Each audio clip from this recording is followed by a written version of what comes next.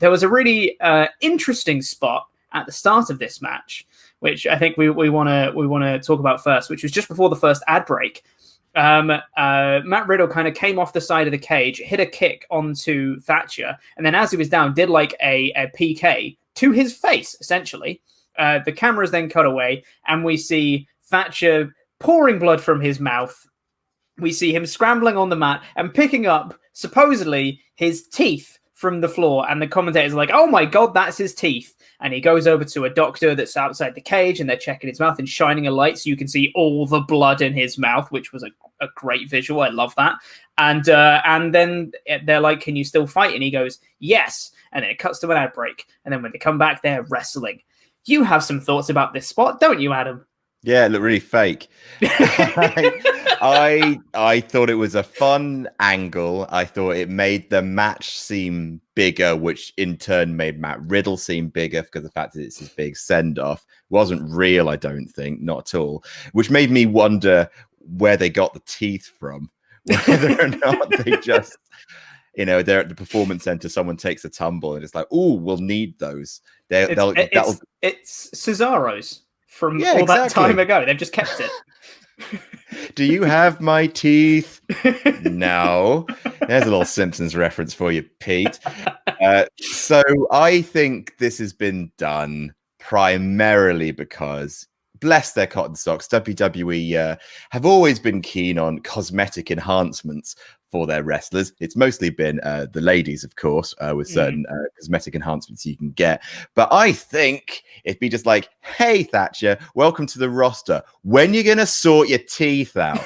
Because he's an amazing wrestler. We know this, but he's got easily the worst mouth of teeth in the entire roster. So I'm assuming this was done just so they could write him off TV for a little bit and get him to have some work done. I don't really believe for a second that actual teeth flew out of his mouth. Happy to be proven wrong.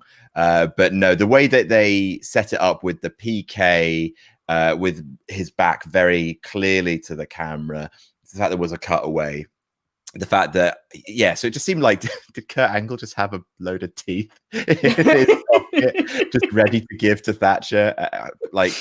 Wrestling's all smoke and mirrors anyway, and I understand why they do it. I do think Thatcher's teeth are a little distracting. I say that as a man with perfect teeth myself. Of course. Ding, and etc. Ding indeed. Your teeth are also excellent, Pete. They're fine. They look okay on the webcam. If you see them in person, they're not that good. But I think that's quite interesting. But I think it might be a different way. I think it might be a reason for them to justify why Thatcher has teeth missing. I think they might keep his mouth as it is, but they can say, oh, you see that gap in his teeth? That's from Matt Riddle, even though he clearly had that gap beforehand. I think they're probably just going to say, no, that was Matt Riddle, he did that. Look at that. Look at those horrible teeth. And they can build that into his heel persona, and he'll have that as like a mark of the trials that he's been through. Personally, I quite like the teeth missing. I think it really lends itself to Thatcher's character. I think when he comes down and he's got his mouth open, he's walking down to the ring, like storming down to the ring like he did on his entrance in this match, and like taking his jacket off.